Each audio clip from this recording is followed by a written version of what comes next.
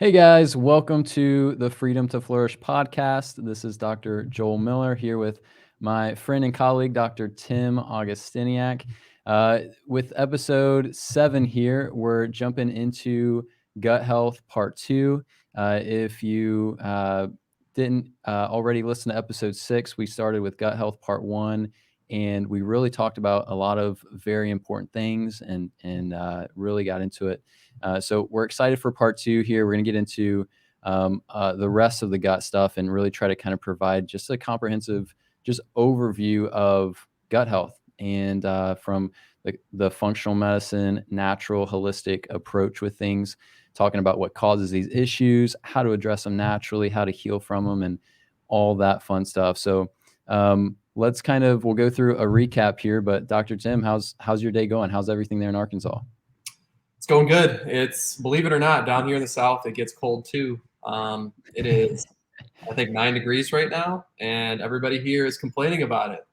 Being from Yeah, Michigan and previously living in Minnesota for the third snowiest winter in yeah, recorded history in Minneapolis, yep, uh, this really isn't much. So it's kind of funny yeah, hearing everybody's changing perspective down here.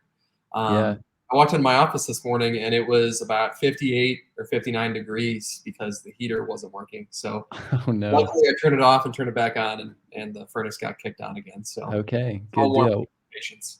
Um, Yeah, for but sure. And we were both in Missouri, obviously, for school there, and I'd been in Kansas for a little bit, so not as intense, I would say, as Michigan and Minnesota, but definitely some snow. So here in Texas, we got like half an inch over these past few days. I can't remember if I shared this with you just in our conversations, but yeah, I got half an inch, and I'm driving. It's just normal. It's like nothing, even concerning to me, and I'm seeing like nobody on the road here down here in Texas. And for the people that are on the road, the majority of them are driving like 15 miles under. So it's like, it's pretty comical. And then I had some patients reschedule and stuff too, because of the weather. I'm like, all right, that's fine. yeah, So, happened here all too. right.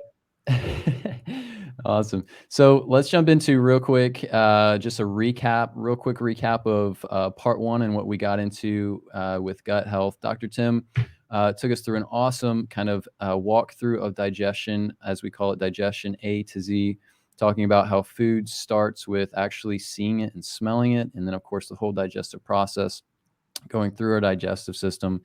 We walked through a lot of the drivers of gut health issues. So, of all the gut health issues we talked about in part 1, primarily heartburn, stomach ulcers, gallstones, constipation, and a few other things in there like leaky gut, things we talked about there.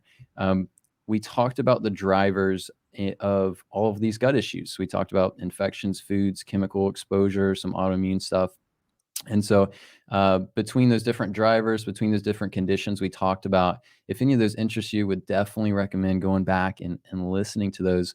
But in part 2 here, we're going to jump into kind of the lower GI and uh, gut issues. So specifically, we'll go through bloating. We're going to go through gas and diarrhea, abdominal pain, which is actually a pretty huge issue and one that we see people have a lot of issues with just kind of through the standard healthcare system. Bleeding issues, gluten allergies. We'll get a little into some of our favorite foods, and then we'll kind of walk through some of the common questions we get with gut issues. So, Dr. Tim, without further ado, let's get rolling with bloating. Patients come in with bloating all the time.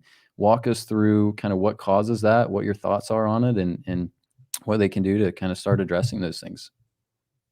Okay, so bloating is very often where people will, they say, I'm feeling bloated because after I eat whatever foods, I look like I'm pregnant. I just get all this gas in what seems to be kind of the middle of the digestive tract. Mhm. Um, I've had plenty of women come into the office and kind of just show their stomach like they're showing off a baby bump or something. Yeah. And it sounds kind of funny, but it's a very legitimate thing where a lot of people will struggle with this gas buildup in the small intestine. And it is very, very inconvenient, I'm sure. It's not something that I've struggled with, but it's difficult for people to deal with. And a lot of people that end up going down this road, they just reach frustration at some point where that's what brings us or brings them to our offices. They've been through the ringer with the medical profession, who they'll do. I've got this one girl, she's done CT scans, full abdominal ultrasound, all that stuff. Yeah. Everything is totally fine, but she's got this chronic bloating issue, Yeah. gallbladder issues, motility issues, all those things. Luckily, we've gotten things mostly resolved, but the bloating is still something that tends to nag a little bit. So bloating can be troublesome for sure. Mhm. So what drives bloating, or what bloating is, so bloating will occur when there are certain foods that interact with the microbiome that happens to be in the small intestine too soon in digestion. So most people understand the microbiome as being housed in the large intestine. So your normal gut microbiome, bacteria, fungus, those things that are in there that will help aid in digestion of foods, all that stuff, and help prepare it for excretion. Um, but what can happen is, so there's this valve. The valve is between your large intestine. It's where they meet and come together. It is called your ileocecal valve. It's just a little bundle of muscle, and it will open up and allow food or digestive material to get through from the small intestine to the large intestine. When this valve becomes dysfunctional, it actually kind of stuck open functionally. And so what can happen there is the microbiome of the large intestine will kind of poke through and make its way into the small intestine. When this happens, bloating can happen because food is interacting with that microbiome too soon in digestion. There's a few other ways that this can happen. One of those is, let's go back to the upper GI stuff, low stomach acid. So your Dr. Joel, you touched on this a little bit when we recorded the previous episode. The acidic environment of your stomach is your body's first defense against things like food poisoning, parasites, all that stuff. And so if there's anything that is able to make its way through there and enter the digestive tract, it can really disrupt the microbiome. And so say you have low stomach acid and you have something that has a little bit of some bacteria in there that's not supposed to be there. Once that reaches your small intestine, and if it survives to that point, it can then begin to replicate and permeate throughout the small intestine, which is what leads to chronic inflammation and all those things. And over time, it's going to grow enough to where when it does interact with food that you're eating, it starts to produce gas. And because it's pretty much smack dab in the middle of your digestive tract, where it's in the small intestine, where it's got the large intestine below it, there's a stomach above it, it's going to be very, very difficult to get rid of that. It's not like you're going to be able to burp or, do the opposite to get it out. It's just going to kind of hang out there and be really, really frustrating. So those are pretty much the two avenues that this can occur. It's either the large intestine microbiome creeps into the small intestine, or something enters the body through eating and disrupts it that way, through food poisoning or even just a minor little bit of something that disrupts the microbiome. So what makes you susceptible to the ileocecal valve being dysfunctional can be things like, even if you had a little bit of food poisoning, of course, that's going to cause a disruption in the microbiome anyway. But stress is a very, very, very big one there, where anytime there's stress, there's this umbrella term for autonomic dysfunction, where you have your divisions of the autonomic nervous system. Most people, if you've taken any sort of psychology class over time, throughout your high school or college days, you'll understand that there's the autonomic nervous system, and there's two divisions. There's the sympathetic side, which is your fight or flight response, and then there's the parasympathetic side. Your parasympathetic side is your rest and digest. So by that, when parasympathetic tone goes up, your body encourages rest, it encourages healing, it encourages digestion and nutrient absorption and all those things. But when you're in your fight or flight state, where there's more sympathetic dominance, that's where just the digestive functions stop or slow at the very least. When this happens, the communication with the digestive tract and all those things will kind of get disrupted, and the valves can just become dysfunctional. So you can get, like we talked about in the other podcast, like a hiatal hernia. You can get where ileocecal valve dysfunction occurs. You can get where there's disruption of the Houston's valves along the left side of the lower intestine. Handful of things that can happen. But one of the biggest things that it can cause is small intestinal bacterial overgrowth or small intestinal fungal overgrowth, where that microbiome creeps from the large intestine up to the small intestine and drives that bloating. So all in all, that's pretty much it for bloating. There's a few other things I guess I should add. I guess this kind of goes hand in hand with just dysbiosis in the large intestine or any sort of gas as well, where whenever there is decreased motility, food and digested material is going to hang out in the digestive tract a little bit too long. Whenever things hang out in the digestive tract too long, it gives it more time to ferment. And so that can lead to bloating and gas and all those things as well. One of the biggest things, and we've talked about this in the other podcast, is a decrease in one neurotransmitter reduction, but then also a decrease in gallbladder function where there's sluggish bile. All those things play into it. And I know I'm touching back to that previous podcast a lot, but a lot of these things, because it is the same tract that goes all the way through, they're not mutually exclusive. It's not like there's just one issue that you can usually just solve and you're good to go.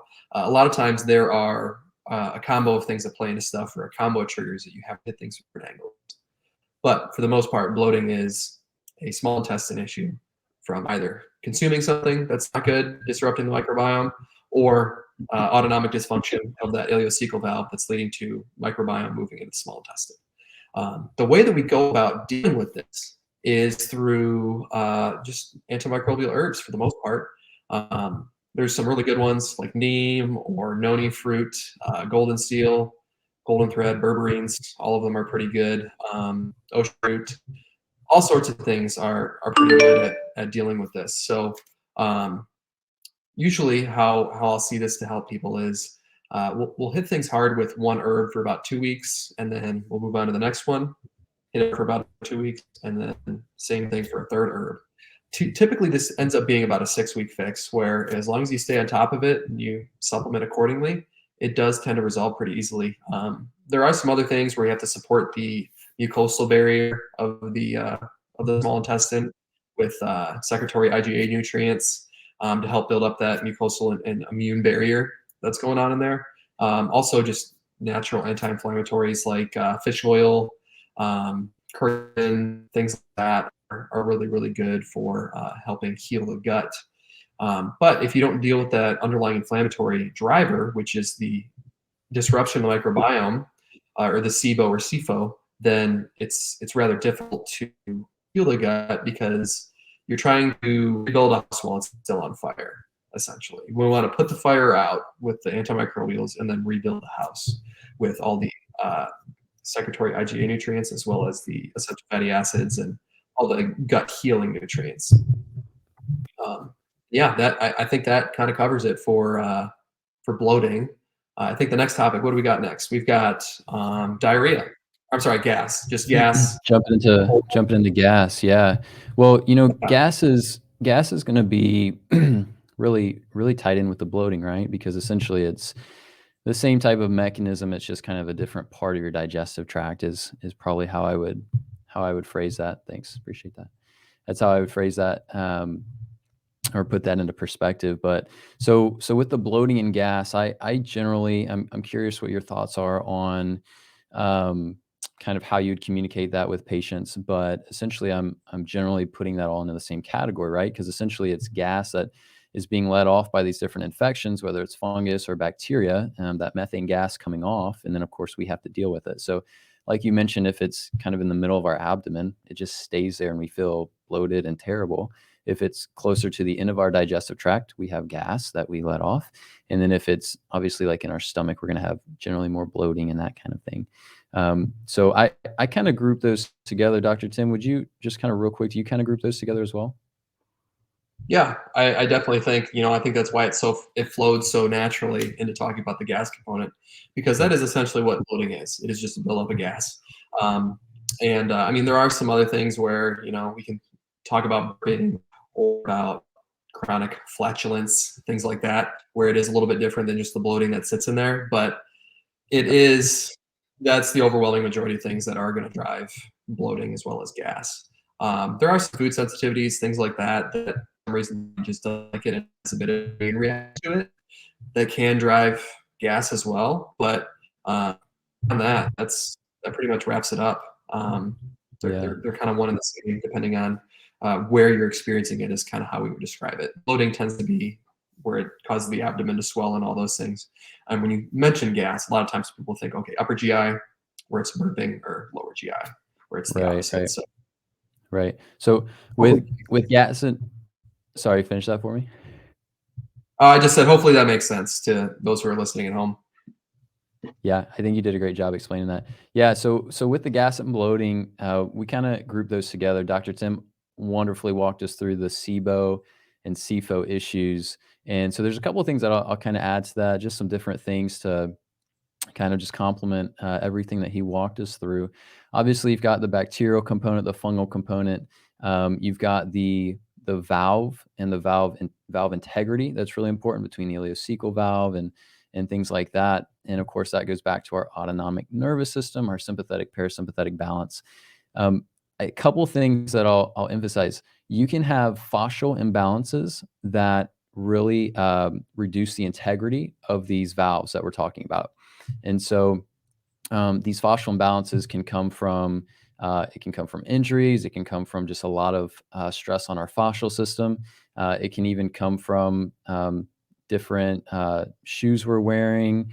I've actually had people that have gotten different massages around the abdomen, around the hip flexor muscles, and due to the different connections there, it was a massage that wasn't necessarily needed on those muscles, and it actually caused a lot of negative impacts on the ileocecal valve, and they got super bloated afterwards. So the fascial system, the tissues, can also be really important when we talk about the nervous system and the balance there. So it's always something to kind of keep in mind there. The other thing that I really want to kind of emphasize is that our body functions as a system, and it is called the digestive system. So whenever we have these bacterial imbalances or fungal imbalances or overgrowths, it's important to understand the other factors that can contribute to these things. So Dr. Tim talked about the bile health and bile flow. It's also important to understand how hormones can impact these things. So if you have some kind of estrogen dominance issue, and that can impact your liver, and then your liver is not necessarily able to cleanse the gut as well. There's a lot of different connections there, and so it's really important to keep overall health kind of in mind. Different toxins, obviously, like mycotoxins with mold, different chemicals we can be exposed to, which I talked about that a little bit in part one. All of those things are helpful to keep in mind when we think about these overgrowths and infections, because they can basically change the environment of the microbiome and produce an environment that is beneficial for these bacteria to grow. And so we have to definitely keep all of those different things in mind as far as just looking at the big picture with things. Um, some patients will often ask about testing, what lab tests we can do, and how we go about addressing those things. Dr. Tim beautifully walked us through the just kind of the herbs and the kind of the approach with that. As far as testing with labs, the GI map is a very basic kind of stool test. It's one of the better stool tests, I would say. There are some other stool tests like the gut zoomer that can be helpful. Again, one of the things that we talk about with our working with patients and helping these patients is the tests can often be helpful just to give you a big picture of information. But the tests don't always tell you what's the priority with the gut health, what are the other factors impacting the gut health, and then uh, maybe more important, like what herbs are actually needed to help start the healing process here and help get these bacteria and fungus kind of back into balance. So with that, that's where we love to resort to the functional neurology, the applied kinesiology, to really test through and figure out exactly what patients need with that. So we found just awesome results with that.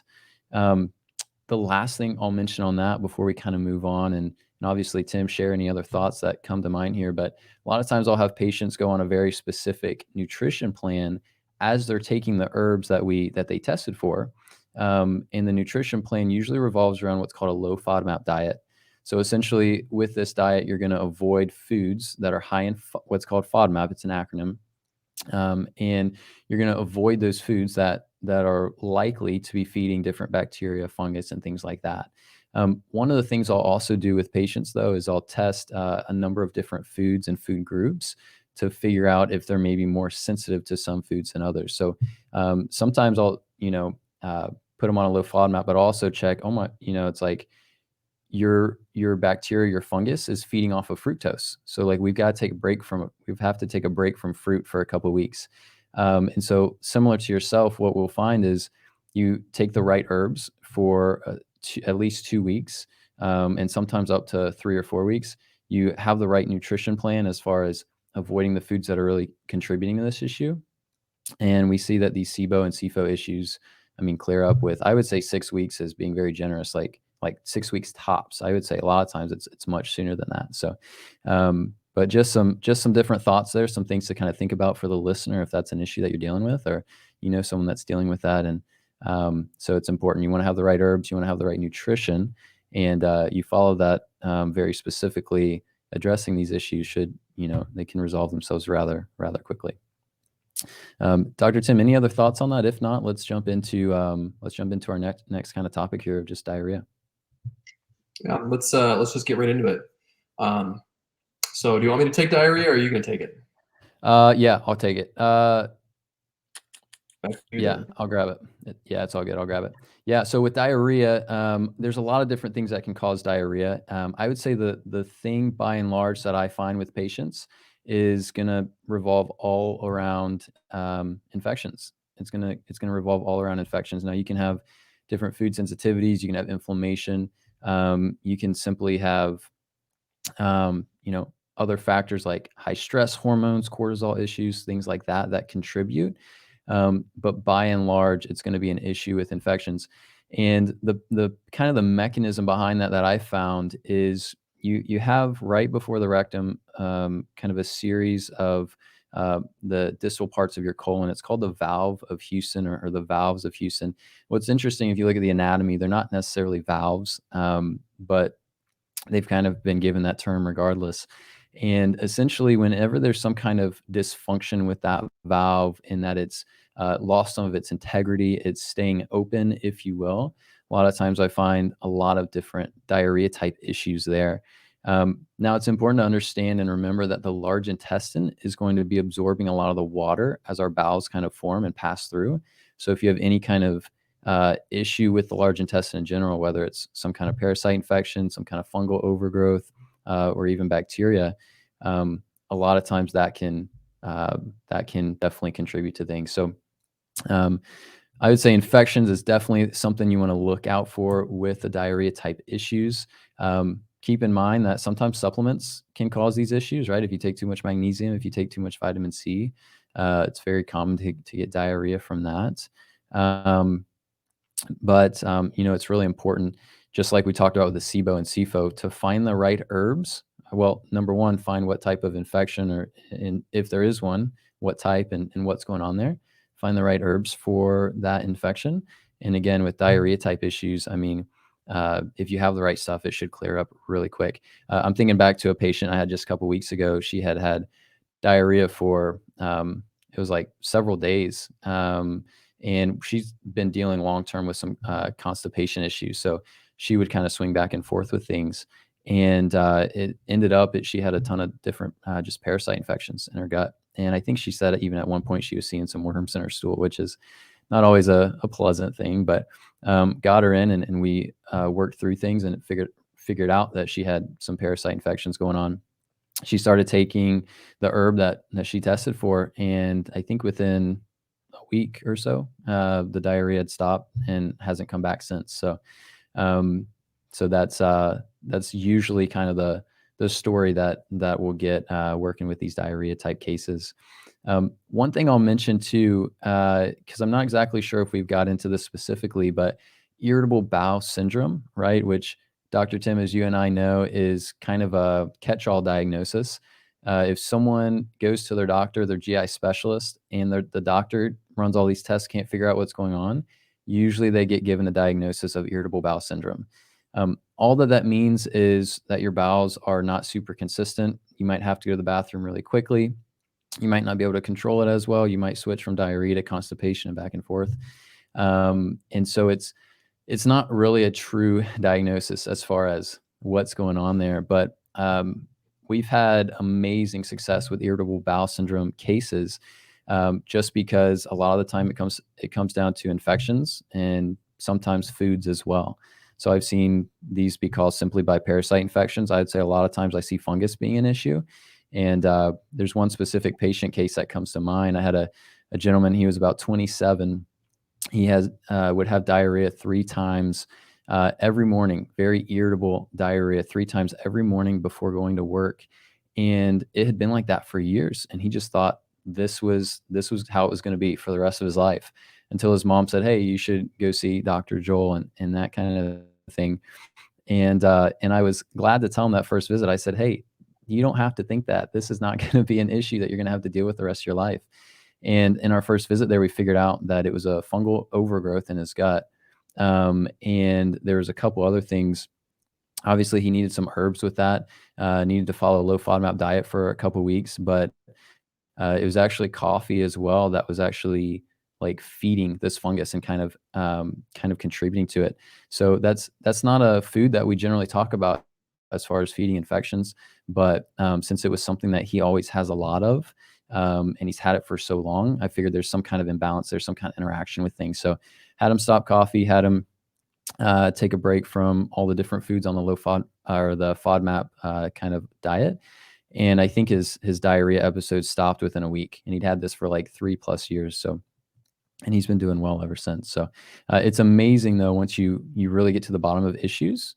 I always tell people the body wants to heal itself. We just have to give it what it needs. And when we figure out what the body needs, and we have the right dosages and the right nutrition and all those different things, the body will heal itself, and it starts healing itself immediately when it has what it needs. So, just again, just kind of wanting to emphasize that component, because I think a lot of times sickness becomes normal, and even though it's common, it shouldn't be considered normal. So, Dr. Tim, I'm thankful for you. I'm thankful for our different colleagues that we get to help patients actually kind of get over these issues and actually find true healing with things. So I get pumped up talking about it.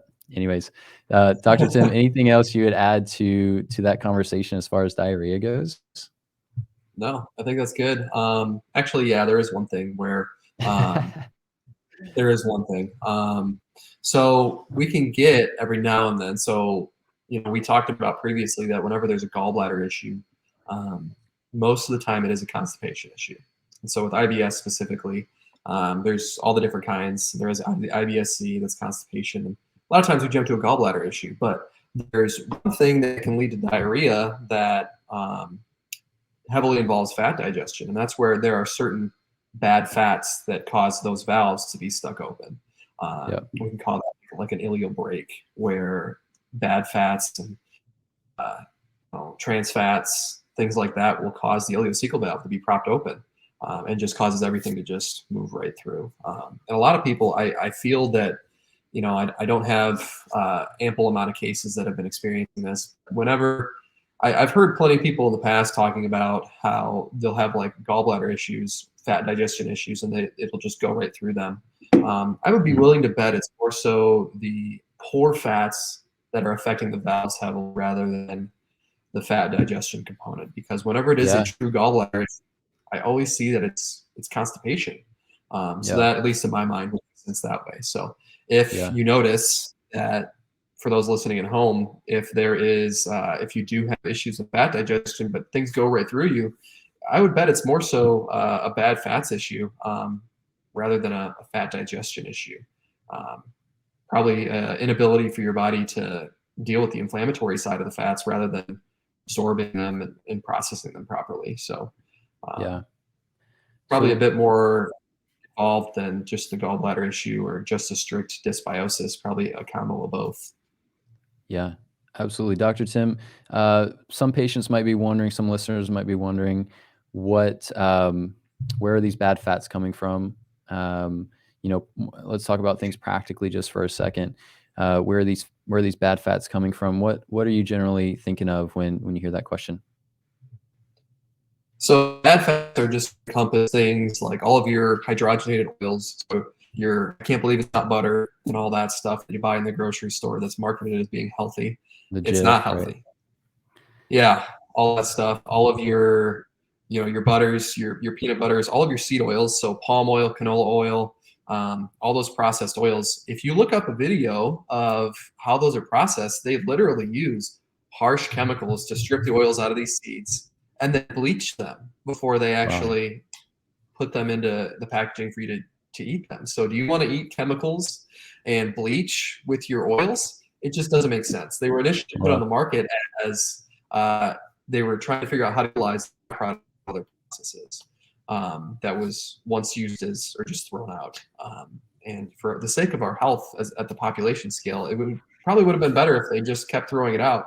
But that's one avenue of it. Another avenue, so most people think that olive oil is really, really good for you. And so what they'll do is they'll cook with it all the time. It is good for you, but Mm, not when it's heated past a certain temperature. And I right. wish I, off the top of my head, knew what temperature that was, but olive oil is a low temperature oil. So if you're doing it in like a salad dressing, maybe filling off some pasta, things like that, definitely good there. But if you're cooking with it and it starts to smoke, it denatures and becomes a essentially trans fat. Where trans fats are exceptionally inflammatory and really, really, really not good for us. So trans fats are huge when it comes to bad fats that can be affecting that ileal brake. Um, and yeah, Yeah. what do you think? What other bad fats can there be? Yeah. Yeah, Do you have definitely. I any? would say, yeah, I would, you covered the big ones. I think just a lot of our household products that people will eat, the can't believe it's not butter. I mentioned the Jif, peanut butter, and really any foods that you look at the ingredients and it says hydrogenated oils, you want to avoid those like crazy, because those fats will literally get into your cells and stay there for months. So I think the half life. Do you remember the half life of hydrogenated oil off the top of your head? I think it's like 6 months, something like that. It's pretty crazy. I guess I'm not familiar with that. I'll take your word for it. No, yeah, that was something Dr. Jimmy was sharing, I think, one time. But nonetheless, other fats, I would say fast foods, a lot of, we talk about the inflammatory seed oils, right? The canola oil, vegetable oils. Obviously, we shouldn't be cooking with those. We should throw those away as soon as possible. We should be cooking with the grass-fed butter, the grass-fed ghee, the beef tallow, grass-fed beef tallow, things like that. Coconut oil is really good as well. All of those things we should be cooking with, but the inflammatory seed oils we should be throwing out as soon as possible. And then also with fast food, a lot of times fast food, restaurant food, a lot of times they're cooking with those oils. So, I've even noticed going to a healthy place like Chipotle, and they even share all the ingredients on the bags, I think maybe on some of their cups and things like that. But one of the things that they don't necessarily show is how they might use, how they use rice bran oil in preparing some of the foods. And one of the things I personally notice is if I eat there too often, I'll start to get these different kind of symptoms that I know I've been exposed to some of these different seed oils. And I know that my fatty acid imbalances are kind of causing some issues with things. So fast foods, hydrogenated oils, and a lot of our processed foods, restaurant foods, those are a lot of the bad fats that we should avoid. 100%, 100%. Dr. Tim, what do we got next here? I think we're jumping into abdominal pain. Yeah, let's jump into that. One last thing. So for those at home who are wondering, okay, if I can't eat anywhere, how do I go about that? I Well, actually just a couple months ago came across this app that you can get. I haven't messed around with the pay version, but it's called Seed Oil Scout. And yep. so seed oils is very often the term that will encompass all of the bad oils into, where you can actually look and it's got a map where it gives you a color grading of green, yellow, red, of how good restaurants are in what they cook with. And unfortunately, in my area, there's not a whole lot of good Yeah. options, rather Yeah. blank and red where there are options. So, but for Yep. anybody who's interested, really, really, really wanting to go hardcore on the clean fat route and where they can eat and all that stuff, Seed Oil Scout is the name for that. So, not Yeah. sponsored by them by any means, Nope. but Yep. it's a useful tool that I think that if you're trying to find healthy, quicker options on the road, not a bad idea to look into that at Yep. all. Yep. So, uh, If I'm at a sit down restaurant, I might ask them to cook things in butter, uh, rather than the oil. So you can always try that as well. Obviously, their butter is probably not grass fed, but it's better than the oils. yeah, you can win. Okay, abdominal pain. Let's get to the next one. So, abdominal pain can arise from pretty much everything. You can have, we talked about ulcers before. You can have pain in the stomach from an ulcer. You can have heartburn, where that could contribute to pain in the abdomen. You can have a gallbladder attack or stabbing pain in your right upper quadrant of your abdomen where there's a gallbladder issue. Sort of dysbiosis. You can have abdominal pain, small intestine, large intestine, whatever it may be. One area that we already mentioned as being a important aspect of gut health is the ileocecal valve. A lot of people will get palpable tenderness over the ileocecal valve, and we can actually kind of track progress as just all of our indicators that we gather for a patient's health and how things are progressing. We can track that tenderness and just, okay, we'll go ahead and palpate and think, okay, if I'm pushing up on the valve, is that tender? If I push down on the valve, is that tender? If I push straight in, is that tender? And a lot of times throughout our treatment, we can actually see a decrease in tenderness from pre-treatment to post-treatment. And then over time, tenderness should resolve to at least a reasonable, significant degree as gut inflammation has decreased, just because those transition points are very, very sensitive to inflammation. So um, that's a few different avenues that you could go about or see abdominal tenderness or abdominal pain. Some people get even like pancreatitis, things like that, where there's an acute issue with the pancreas. Maybe somebody has gallstones, and a gallstone clogs up the bile duct or the common bile duct, where the pancreatic enzymes as well as the bile are carried into the small intestine. If you clog that up, everything's going to back up into the pancreas. You get pancreatitis. The Yeah. pancreas can also experience things like infections or autoimmunity. So I've heard of patients, haven't experienced it myself, but patients who have developed type 1 diabetes that you can actually, as long as it's not a significantly prolonged issue, get some decent pancreatic health back through handling things naturally. But it's a target for a lot of different things that can arise, at least in the acute stage of infection or pancreatitis or whatever's going on with pain that you experience in the middle of your abdomen. But then also a lot of people will get mid back pain with that as well. And then what other abdominal pain can we kind of talk about here? Yeah. Appendicitis. So Yeah. another example of appendicitis. So I wanted to touch on that one for a few different reasons. So a lot of people, at least the allopathic side of things, there's not this great understanding of what the appendix does.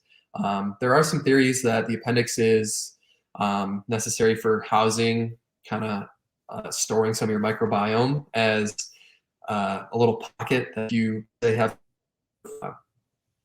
food poisoning or take antibiotics, things like that, where everything will kind of pass through. But since it's a little offshoot, there's this little pocket of good microbiome that should be housed there. With appendicitis, you can get where that becomes inflamed, infected, all those things, and it needs to be removed because you could go septic and have some serious complications. And I won't comment on that. If there's an emergent situation, the best that we can do is recognize that and tell you, okay, maybe you should go to the emergency room. You'll go have them check it out, and then from there, those who are more equipped to deal with that situation can handle that there. But then afterwards, you may be more susceptible to things like dysbiosis and disruption of the gut microbiome, those infections, and all that.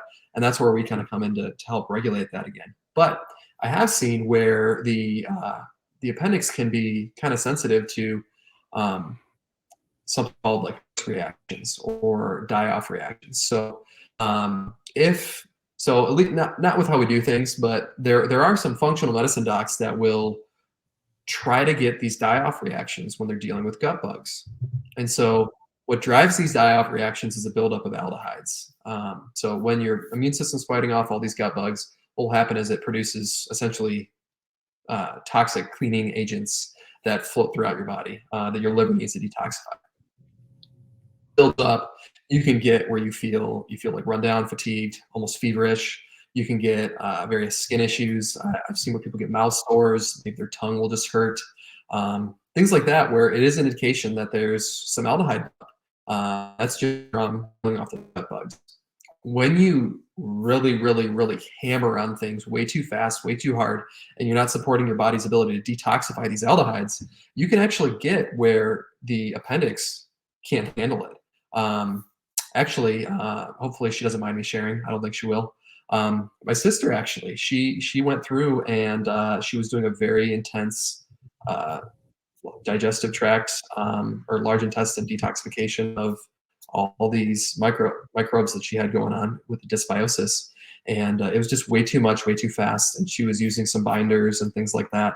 And we're kind of thinking that that's what really sprung her appendix 5 issues. I've been passing other people going through these detoxes and all that stuff and experiencing appendicitis and having to get it removed. But unfortunately, it's not something that you can say, okay, this is absolutely what caused it. But when using things like binders, a lot of other uh, functional medicine docs, they like these binders because it supposedly grabs onto these things and pulls them out of the digestive tract. I don't I don't see those. I never see them test for. And I've messed around with a few, and I don't see them as doing any benefit. It would make sense that if something's in there, your body should be able to kill it off, and then whatever byproducts are there, if you get rid of those, you should be good to go. It's just a matter of what is your body's ability to handle and kill off what's there, and then from there, deal with the byproducts of that infection. You don't want to overwhelm the system. And whenever you are going way too aggressively at doing that, say, um, whenever you're going at that too aggressively, you can get issues. So, for example, like we were saying, we'll do herb A, then herb B, then maybe herb C if it tests and you still need it. And that's over the course of 4 to 6 weeks where we're doing one at a time. If you were to do this really hardcore protocol of clove, rosemary, thyme, eucalyptus, black pepper, oregano, and then neem, berberine, all these things were a lot of these parasite cleanses and all these supplements that have these names of like Candida X and I'm not even sure if that's a real thing, but all these things that kind of point towards just totally wiping out all these bugs. They tend to have all sorts of things in it where it's a lot and you're supposed to take a lot of it over the course of just a few weeks. And if you're really wiping out that much stuff way too quick, even if you do one herb at a time, you can get aldehyde buildup because people don't walk into our offices with one issue that just started. We see people that are healthy, but have some unhealthy aspect. They're healthy, unhealthy people where they try to do everything right. They eat right. They've done everything they can to try to mitigate issues themselves, but then something's just not right. And so a lot of people, they eat tons of whole foods. They don't eat enough, so they have chronic stress, putting a damper on the liver. And then with a chronic gut bug, you're putting a damper on the liver with the aldehyde production. So if you were to just wipe everything all at once, your liver is already at a disadvantage of getting rid of all this stuff. You throw too much at it with a giant broad spectrum of all these things, it can overwhelm the liver. It can overwhelm the liver, even if there's just one herb that you do where you have to support it with niacinamide or molybdenum or all those things. So specifically to bring this full circle, with appendicitis, when it comes to die-off reactions, ever since that experience and what I've heard and kind of tying those things together, I am conscious of how much I throw at a patient at once when it comes to killing off gut bugs and then dealing with the byproducts accordingly. So then that way we aren't overwhelming the system and leading to something as significant as needing a surgery for appendicitis. I would rather people preserve the extra microbiome that's housed there and deal with it naturally rather than having to totally eliminate it and be susceptible to issues in the future. So that took a lot through regarding abdominal pain. Everything was pretty quick, and then the appendicitis really took a minute. So, do you have anything else to add to that, Dr. Joel? No, you're good. You're good. No, that was great. And I guess one of the things, with my experience with abdominal pains, I would say there's a lot of different conditions that we've seen in the medical textbooks, we've learned from in school, a lot of the different conditions you mentioned. One other one that came to mind real quick was kind of like a mesenteric lymphadenitis, which essentially anytime you have inflammation in a lymph node, it's important to understand that it just means your infection or your immune system is fighting some kind of infection. There may be poor lymphatic flow, things like that. So I have a lot of patients that will have lymph node issues, and it's like, well, let's remember that's part of our immune system, and so there's something going on there. But all of these different conditions, among all of these, a lot of times there's abdominal pain that doesn't fall into any of these categories. And for that abdominal pain, that can be very tricky for most doctors and most health professionals to kind of assess and address those issues. I would say that's where understanding that these infections can play such a huge part in things is so important, because essentially you can have an infection in any part of the digestive tract, and it can cause pain in wherever that area is at. So it's just kind of important to keep that in mind in the big scheme of things. So I think that's really the only thing I needed to add there. But yeah, you did great with that. Dr. Tim, I'm going to pass these next ones on to you as well here. Walk us through just kind of bleeding issues with bleeding and gut health, and what you see a lot of the times there, and what your thought process is. So bleeding isn't something that's incredibly common as far as people that walk into my office go. Um, one one thing that we pay attention to when there's bleeding is figuring out where's it coming from, uh, how to even identify that there is bleeding going on, as well as what to do about it. So, at least with digestive tract bleeding, in order to differentiate where it's at in the digestive tract, for those listening at home that think there might be bleeding going on, pay attention to the color of your stool.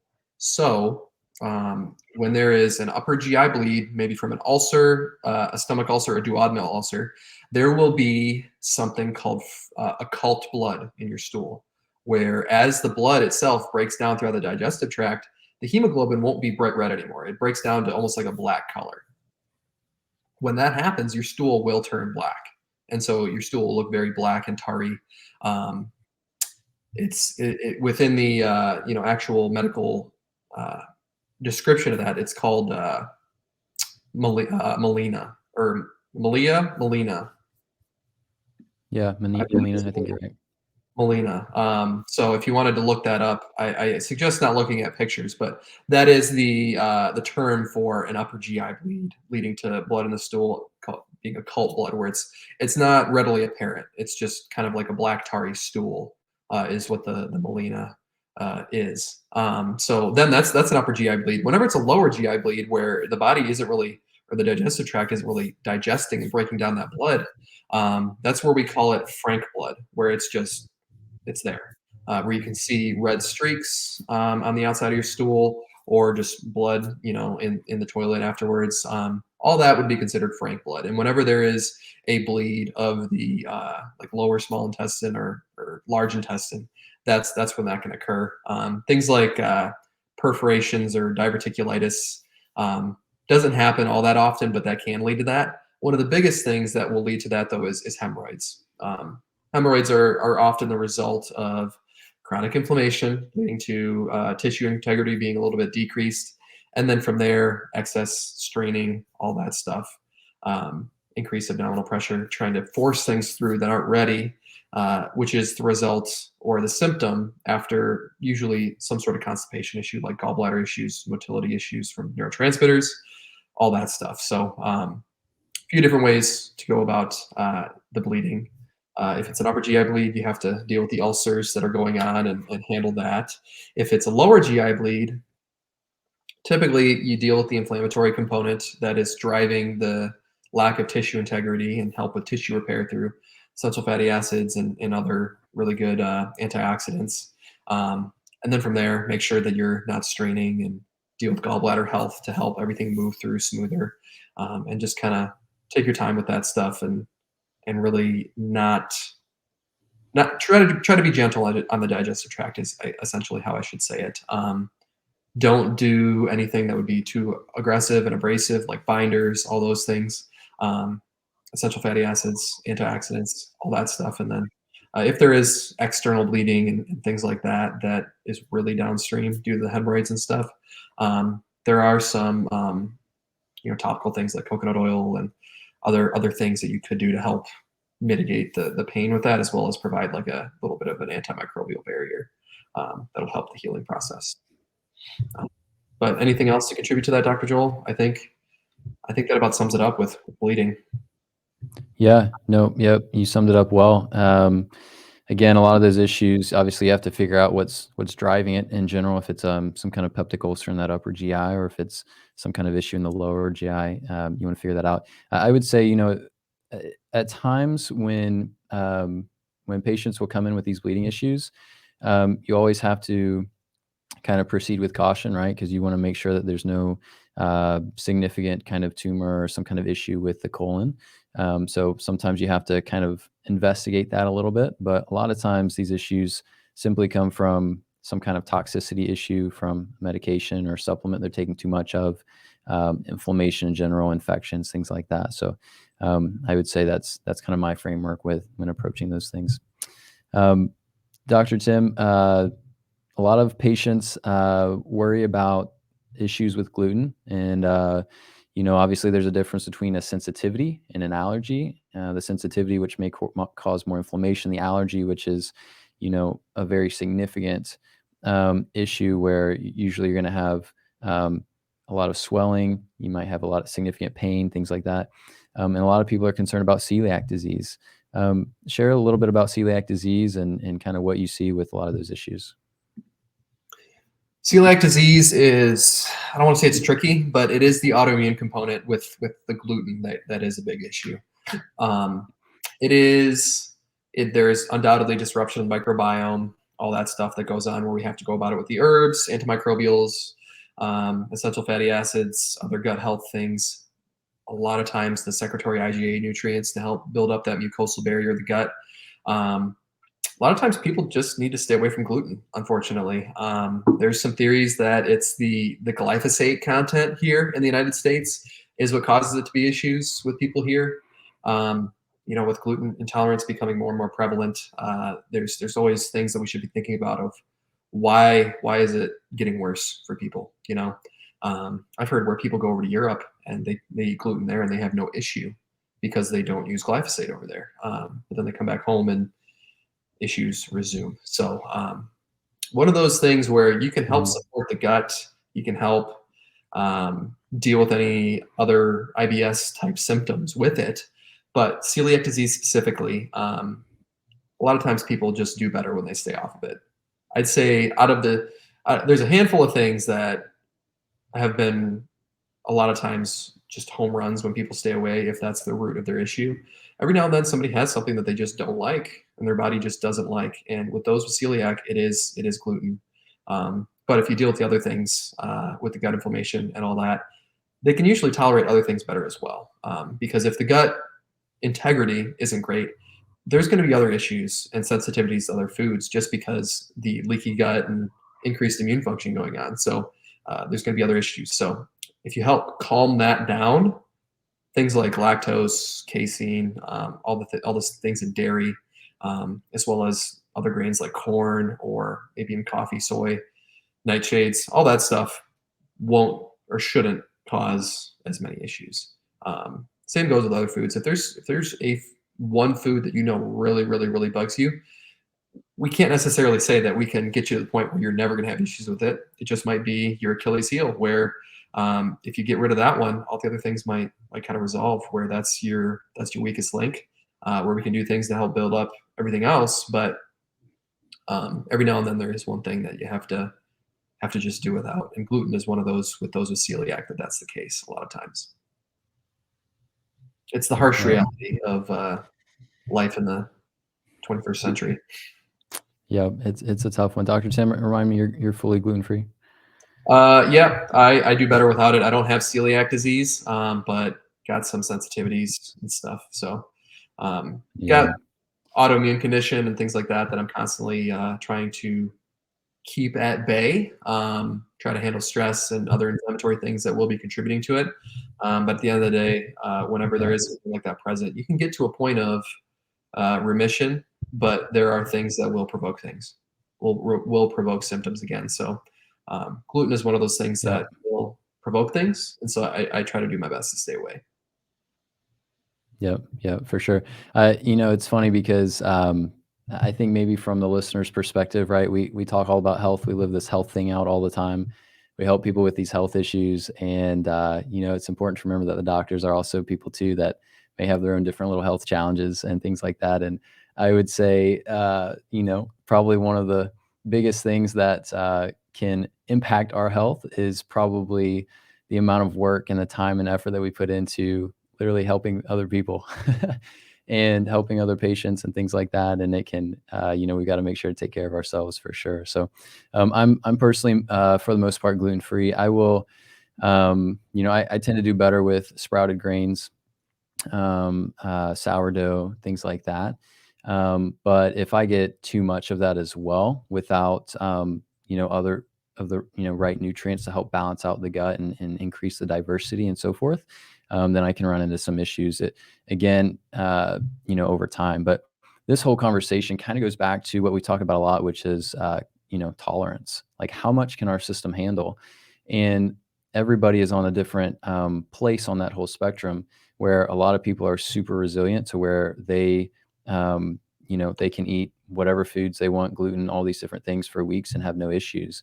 Eventually, it will catch up with people, but it's all about building resilience and building tolerance with our gut health, so that we can enjoy the foods that we want to enjoy and eat the foods maybe that we shouldn't every once in a while, but for celebration and different things like that, it's good to have some tolerance. So all right, Dr. Tim, that's the gluten allergy celiac disease topic.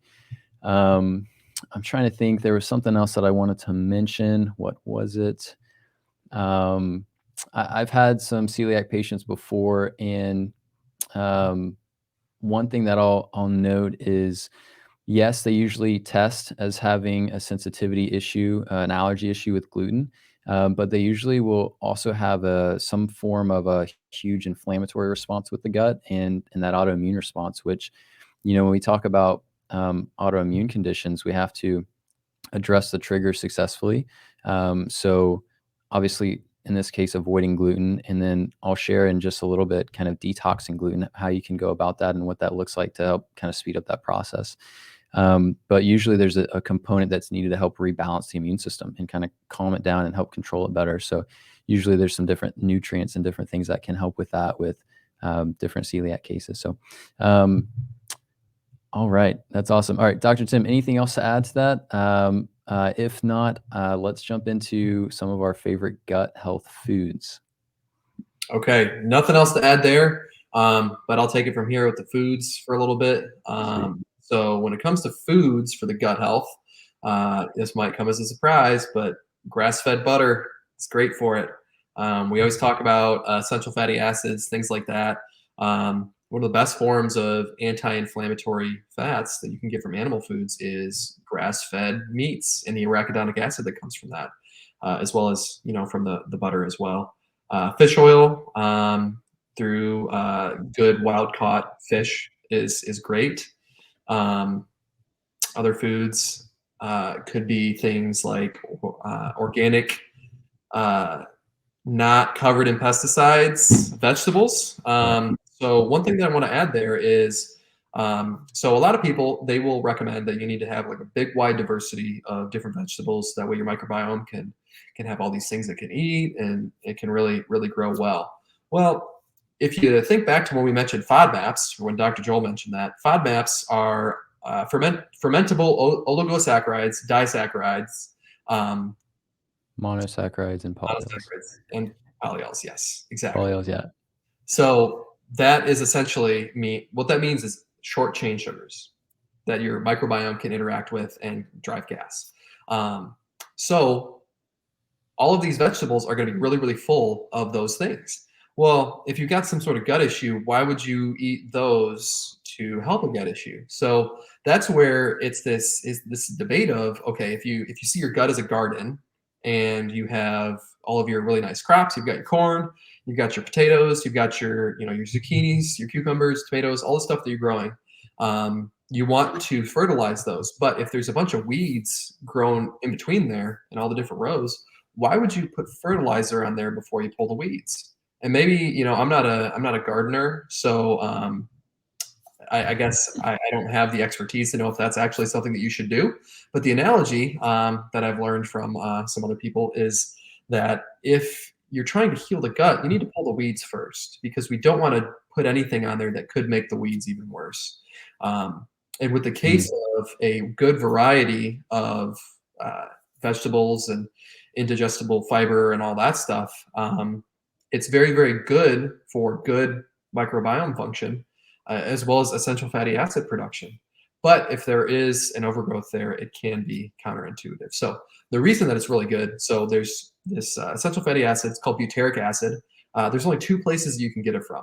The first place being from dairy products. And so if you have an issue with dairy and you avoid that a lot, then you can only get it one other place. And that's through these indigestible fibers that when your microbiome digests it, um, it will produce butyric acid that your body can then use. And so say you avoid dairy and then you don't get a wide variety of veggies, well, guess what? You're going to be deficient butyric acid inherently. It's going to happen. It's just a matter of when it starts to become an issue.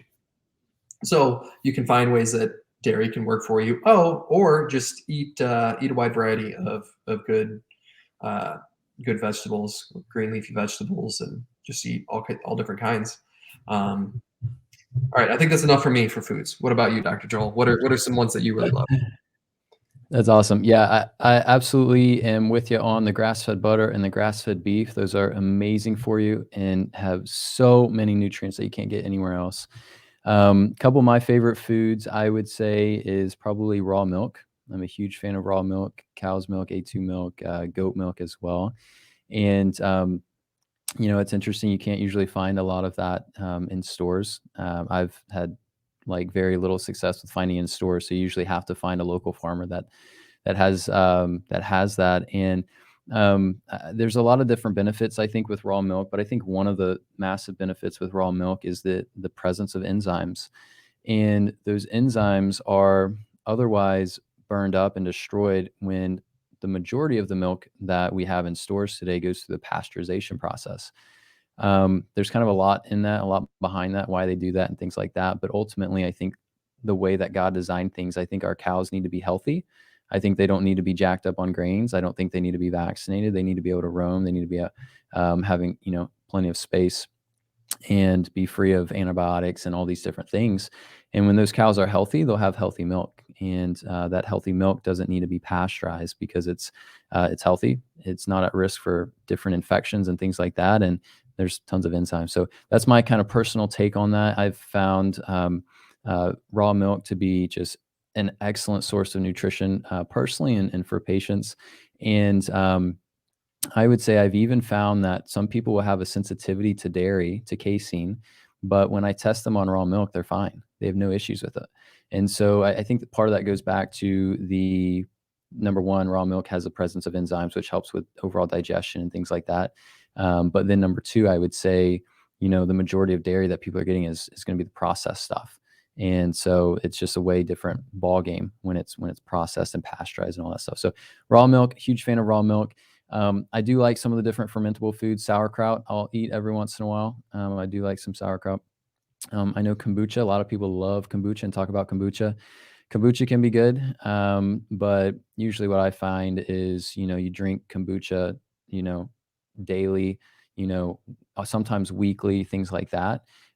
It can result in bacterial kind of buildups, different overgrowth type issues, and lead to other issues. So generally, if you find that probiotics and kombucha help you, I would keep in mind what Dr. Tim just mentioned, which is, you want to take out you want to essentially take out the weeds, right? So you want to take care of the infections before kind of going in and supporting like the probiotics and the bacteria and things like that. And oftentimes what I'll find is, we take care of the infections and we balance out the gut health that way. We kind of take out the weeds. Gut health and digestion improves and people don't even need a probiotic. So one thing while we're on kind of the probiotic topic, a lot of times people will find a lot of benefit with probiotics. I think the reason why is because if you have imbalances in the gut to where you have different infections or different overgrowths, and the good bacteria essentially is low in comparison. I know this kind of analogy is very vague, but if the good stuff is essentially low, you add probiotics, that's going to help with that balance of things. But the problem is, if here is normal, you could have bad be all the way up here, and then you could have good be all the way up here, which they're both too high. And so in general, when it comes to really good health, you need to make sure that the infections and overall the overgrowth and things like that, that's normal. And then when you get that in the first place, a lot of times you don't even need a probiotic because your gut is balanced. So if you have to take a probiotic in order to have improved gut health and digestion, and you notice symptoms return after stopping the probiotic, I would say you've probably got some different infections there that you need to take care of. So, so the raw milk, fermentable foods, sauerkraut's one of my favorite ones. I would say that the grass-fed butter, grass-fed beef. I would say of all those are probably like my top few favorites there. You know, we could go on and on with lists of foods that are good for gut health, and we probably should here at some point, but we'll kind of cap it there at our favorite ones. So, Dr. Tim, anything else to add there? Otherwise, let's go through some of these common questions that we get from patients in regards to gut health. Okay, I think we're good on that. So let's just hit up those questions. Sweet, sweet. First question we got on our list here is, should everyone take a probiotic? And I think Dr. Joel just mentioned that and just covered that. So think of it, anything that's fermentable foods or fermented foods like kimchi, sauerkraut, yogurt, kombucha, all those things that are supposedly doing really, really good for our gut. They have all these probiotics that are supposed to be really good for us. But like you just said, if there's too much good and too much bad, or even just too much good, it's too much. And so these are things that should be consumed sort of. Same goes with probiotic. If your microbiome is balanced, you really shouldn't need a probiotic. The analogy that I like to use with my patients, because a lot of them for some reason like to make sourdough. I haven't done that, but that's getting more and more popular, where people make their own sourdough and they have their sourdough starters, and so it requires the yeast. The yeast will feed on the sugar and will produce gas, which is what makes it all fluffy. That's what happens with bread, is the yeast produces gas, makes it all fluffy, and you know just how bread is. Think of the yeast in that the same as your gut microbiome. As soon as it's got a good environment where it's got plenty of food, it's warm, it's dark, it will permeate. It permeates quickly. You don't need to just hammer your system with probiotics to get your back where it needs to be. You just need to get the bad stuff out of there. That's overwhelming majority of the time. That's all it takes, is getting rid of the bad stuff, and then from there it will balance accordingly. So my take on the probiotic is no, everyone should not take one.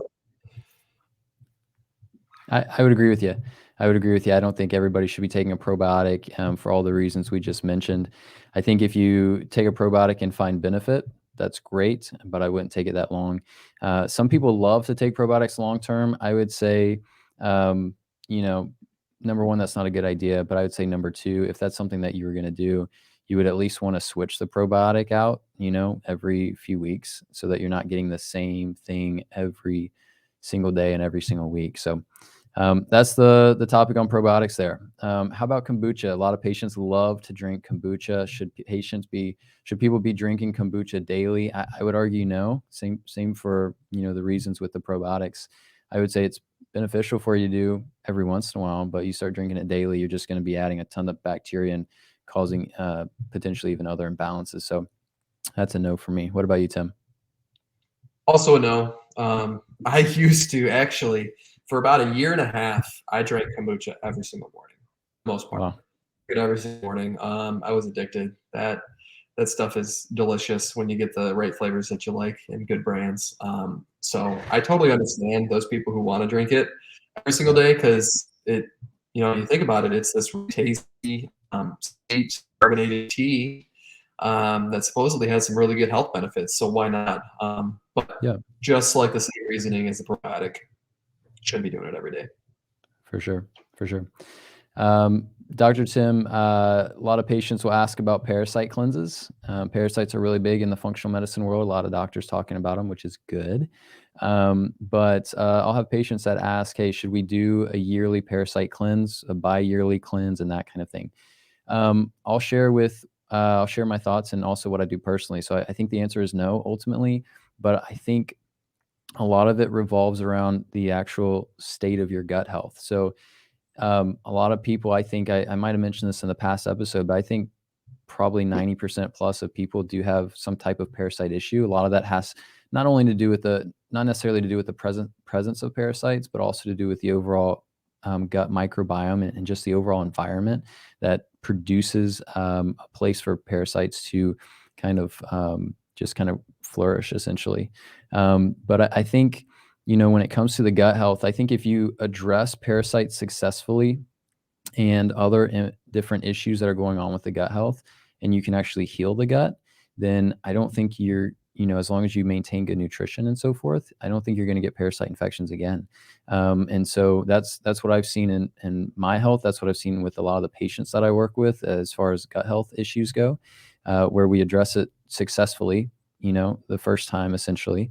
Then as long as nutrition is well, we don't have to worry about getting parasites later. I would say the only risk, the only outlier with that is if you eat some kind of, you get some kind of food poisoning, some kind of food that's gone bad, that kind of thing, that can kind of flare issues up too, which, again, with the right herb, it's very easy to address. But Dr. Tim, do you have any other thoughts to add to that as far as yearly or bi-yearly parasite cleanses? Short answer is no. Long answer is, if you were going to worry about doing something like that every 6 months to a year, just talk to your doc about it. Try to find somebody in your area who does stuff like we do. And with the risks of doing that, I mean, they're not crazy, but if you experience, say, die-off reactions, things like that, going back to the appendix stuff, I personally just wouldn't want to do any sort of parasite cleanse with all the hard-hitting things like clove, black pepper, oregano, all those things all at once, just to ramp up any sort of aldehyde issue that can really make you not feel good and lead to some issues. So if you're worried about something every 6 months or so, I mean, stuff happens, life happens. That's why you find somebody that you like working with that takes care of you, and then get sorted out. And then whenever there's an issue, once you're good, just come on back and be hopefully quick. But long story short, no. Just work with somebody you trust and have them check you every 6 months to a year if you'd like. And a lot of times, if you deal with it in the first place, you won't have anything. It'll probably save some money than all the crap you could take that could lead to some issues. Yep, for sure. And we'll chat about the die-off reactions. I want to touch on that in just a second here. But let's chat about stool tests real quick. A lot of patients say, okay, what about stool tests? What stool tests do you recommend, and how accurate are they? My 2 cents, and then I want to hear yours, Dr. Tim. I mentioned the GI map a little bit earlier and the gut zoomer. Those are 2 tests I've been fairly impressed with. There's a number of other tests that I'm honestly not too excited about as far as that goes. I rely on the neurological testing, the muscle testing anyways, because I just found just amazing success and accuracy with that. But if you want to do a stool test, I would say the GI map or gut zoomer is probably one to look into. How accurate are gut and stool tests? I would say it obviously depends on the test. I would say generally they can be really good for bacteria. I would say their weakest link is probably catching parasite issues. And then I would say on top of that, I would say I don't usually find that they pick up a lot of like fungal issues unless they're like very severe. So that's my 2 cents on that. Dr. Tim, what do you think about any gut stool tests that you like in general, and how accurate do you feel like they are? I'm most familiar with the GI map, and I mean, it's not bad as far as stool samples go.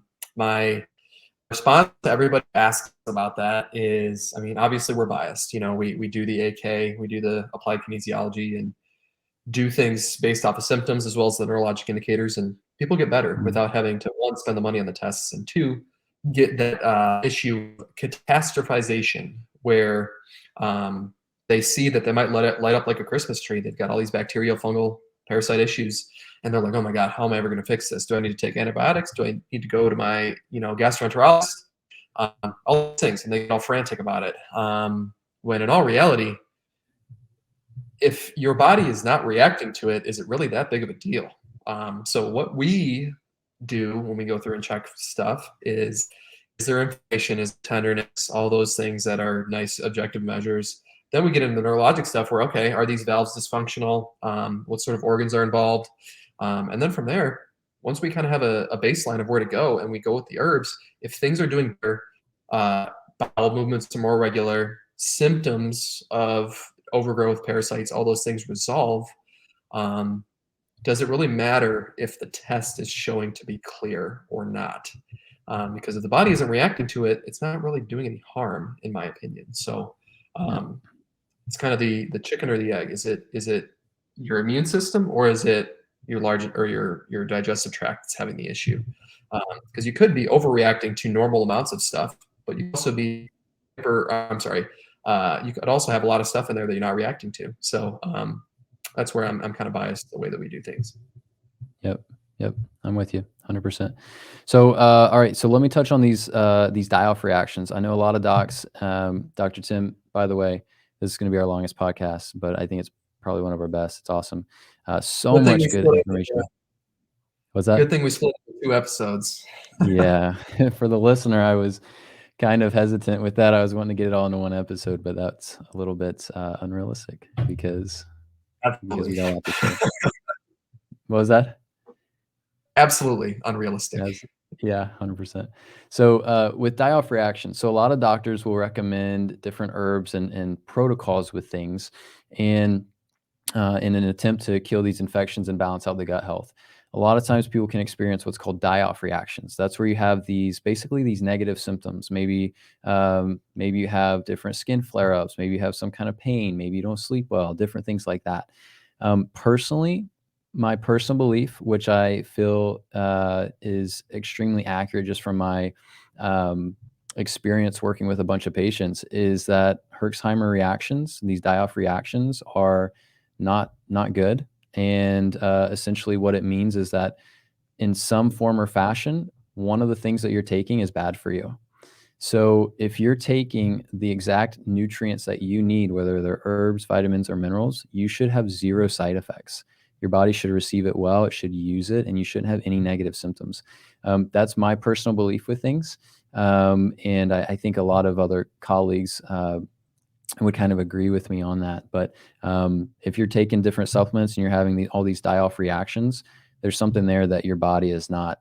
It's not liking. It's something your body's not resonating with. Whether it means the dosage is wrong, you're taking too much of something, or maybe the herb or nutrient is just not what you need at all, or maybe even it's just a bad brand and it's got some different impurities in it and things like that. So you can obviously have different nutrients interacting with another nutrient that you're taking and cause these different issues. So lots of different things to take into consideration. And again, I think that's why Dr. Tim and I so often recommend, hey, find a good holistic doc that does the different types of just like muscle testing, applied kinesiology, and make sure you're working with someone that that can help you. So Herxheimer reactions, Dr. Tim, anything else to add to that?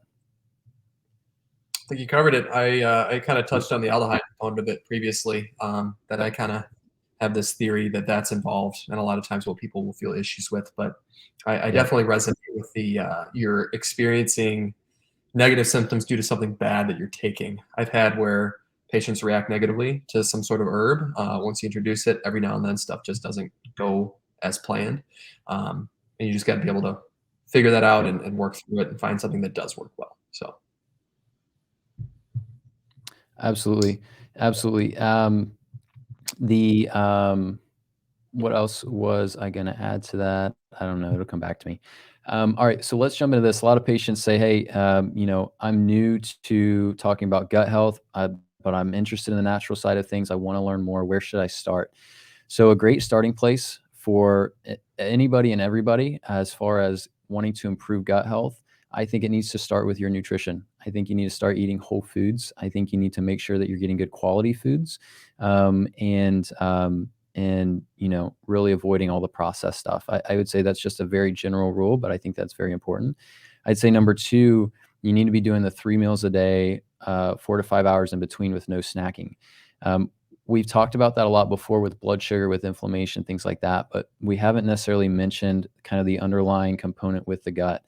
there's something called the migrating motor complex. Essentially, it's this process where when you eat food and it goes through your intestines, it takes roughly an hour, I believe, or roughly about 2 hours for kind of the food to process through. After that, your gut undergoes this kind of self-cleansing, self-healing process that can last about roughly, an hour or 2 hours after that. So what that means is if you eat, you want to give your gut at least 2 hours to kind of digest, process that food and kind of move it through. And then after that, you want to give it more time so it can kind of do this self-cleansing, self-healing process. So that's why a lot of times I'll tell patients, you want to go 2 hours after you eat, and then that's when the cleansing starts. So you don't want to eat. You want to go then 2 more or 3 more hours, and then you want to eat again. Whenever we eat, it stops that cleansing process. So that's why it's really important. Some patients, they love to snack. There's a couple reasons I think why. One is you're bored. And I think if you're snacking because you're bored, you just really need to have more discipline. And then number two, I think some people will snack because they're hungry. I think if you're snacking because you're hungry, I think essentially you're not eating enough in your meals. You need to eat more protein and more fats and not be afraid to really do that. So that's kind of my take on the nutrition side. As far as gut health goes, you want to make sure you're getting good sleep. You want to make sure you're getting outside and spending more time outside in the sun and in the grass. You want to make sure that you're addressing stress and inflammation. You want to make sure that your mind and your thoughts are right as well. And all of that is good and healthy. You want to make sure, that you're, spending time with community. All of those different things are important for emotional health, physical health, chemical health, all these different things. And they all can impact our gut health. So you really want to take all those different things into consideration. Dr. Tim, anything that you would add as well for patients that just kind of want to start with improving their gut health? I think that's good. I think, yeah, you hit it good. Let's move on to the favorite herbs. So I'll just Yeah, let's do it. on those on YouTube. Just see that I'm looking at my shelf. Um, bunch of Yeah. herbs, bunch of herbs that we can go with. I'd say, depending on the issue, if it's more of a parasite issue, Mimosa pudica seed. That's definitely high on the list. Asia or wormwood, Chinese wormwood. That's high on the list. Let's see, astragalus root. I see that fairly often. Neem Yep. or Malia for Supreme Nutrition. That one's very common. For No name parasites? fruit. All right. Now I moved on to bacteria and fungus. Yeah. Malia, as well as Morinda. Those are also anti-parasitic as well. So I guess we could put it in there as well. Malia, Morinda, Chinese skullcap. That's a good one as well. That one I've actually seen handful of people, not a handful, but a few people react to negatively, where it is a lower dose one that we do because it's so powerful, Yep. and so it is a bit more troublesome. Let's see what else we got. Osha root, golden seal. Those are really, really good. And then all of your berberines, so things like Oregon grapefruit, golden seal, golden thread. Some companies just offer like a berberine supplement that's good for blood sugar regulation as well. Those are all really, really, really good. Yeah, I'll leave it at that. There's some other ones that are really good for the neurotransmitter component and encouraging that through the gut. Like St. John's wort is great for serotonin. Flower and valerian root are great for GABA. But anyway, that's not necessarily the microbial part, but definitely great for health. And there's some other things, but they don't happen as often. So if you're gonna base what you're gonna do just from listening to podcasts, I would go with probably Malia. I'd say top one. Anybody like broad spectrum, Malia or golden seal. It's probably a really, really good one. Cool. Nice. I would, I'll kind of break them down. I'll start with parasites. I would say for a lot of patients that have parasite issues, I see andrographis tests really well for people. At times people need astragalus, wormwood, or artemisia, sometimes black walnut for the pinworms. I actually see that a decent amount of time with leaky gut issues is a need for black walnut. But I would say andrographis is a big one. Morinda is a big one. And then wormwood, artemisia, which I already mentioned, and then Oregon grapefruit. All of those are really important. Sometimes juniper berry actually can be good with some of that. A lot of people will talk about like garlic. They'll talk about I think I've heard people talk about oregano oil and pumpkin seeds, things like that. Personally, I'll test those on patients, and I try to see if anybody actually tests for those things to actually kill their parasites. I never found those to test. I've never found garlic. I've never found pumpkin seeds. So it's all kind of interesting. Papaya, I've not found that either. So those are the top ones I've found the most for parasite issues. For fungus, I would definitely say the berberines, right? So your golden thread, golden seal, Oregon grapefruit, those are going to be the big ones. Astragalus and Morinda, all of those can be very powerful. And then olive leaf is really big too, as well with some fungal stuff. For bacterial issues, I would say a lot of those, the similar ones with fungus, I would probably say Astragalus, Malia, Illicium, which is star anise, olive leaf. I would probably say those are the top ones that I'll see for bacterial issues. You mentioned things like OSHA root. That's another really good one. For viruses, I think it's good to kind of mention those a little bit. Usually astragalus, elderberry is probably the top one, but I would say astragalus is a close number 2. Sometimes we'll see things like Illicium, cat's claw every once in a while, Scutellaria, different things like that. That's probably maybe the top ones for me. Zinc and selenium can generally be helpful with that as well. And then, yeah, you mentioned St. John's wort, right? Helping with serotonin. That's huge, right? In order to actually heal the gut, you're going to need enough serotonin to do that. And then you mentioned some things that help support the GABA and anxiety and stress. So that's all big. The only other thing that I'll mention as far as all of this goes is if you're looking to detox gluten from your body, gluten has, I believe, I'll have to double check myself, but gluten has, I believe, a 3-month half-life in your system, which means if you eat this much gluten in 3 months, half of it is still going to be in your system. So one of the things that I found works really, really well with that is bentonite clay. So it's not the makeup product. It's not a powder. It's a liquid that kind of has like a dirt look or taste to it. But essentially you drink about 2 tablespoons for an adult at night before bed, and it'll basically bind to gluten and get that out of your body. I've not seen anybody have a bad reaction to that. The only thing that can happen is it can slow your bowels down if you don't drink enough water. So make sure you drink enough water with it so you don't get constipated. But bentonite clay, I'm a big fan. I find a lot of people that have gluten issues, they do well with that. And it can be very helpful for some of the inflammation and just detoxing overall. So that's probably the last thing that I would mention there. So Dr. Tim, let's wrap this up, but I also want to just see if you had anything else you wanted to mention there as far as the different supplements and so forth. I think that's good to go. There's some other vitamins, minerals, B vitamins, things like that you wouldn't normally think are antimicrobial, but for the sake of those listening at home, I think we've covered enough. So we'll leave that. If nagging issues that they need help with, they can give us a call. Perfect. But anyway, thank you everybody for listening. I'm Dr. Tim Augustiniak down here in Bentonville, Arkansas. You can find me on Instagram, Facebook, YouTube, TikTok, all the things. And for those who are listening, if you are local, on January 31st at 6:30 p.m. at my office, I'm doing a health talk. And for brand new patients, if you sign up after the health talk, we're doing 25% off the treatment, your first visit. So tell your friends, tell your family, anybody who's having health issues, go ahead, tell them to give me a call and come on into that health talk to learn about stress and how it affects everything. That's awesome. Dr. Tim, you might have to maybe Facebook Live that one or Instagram Live that one because I want to watch it too. It's going to be good. I'm Dr. Joel Miller. Guys, thanks for tuning in. I'm located here in Dallas, just outside Dallas, Texas. And you can find me online as well, drjoelmiller.com. You can find me on Instagram, all that stuff. Guys, we hope that you've enjoyed this. This is going to be part 2 of gut health.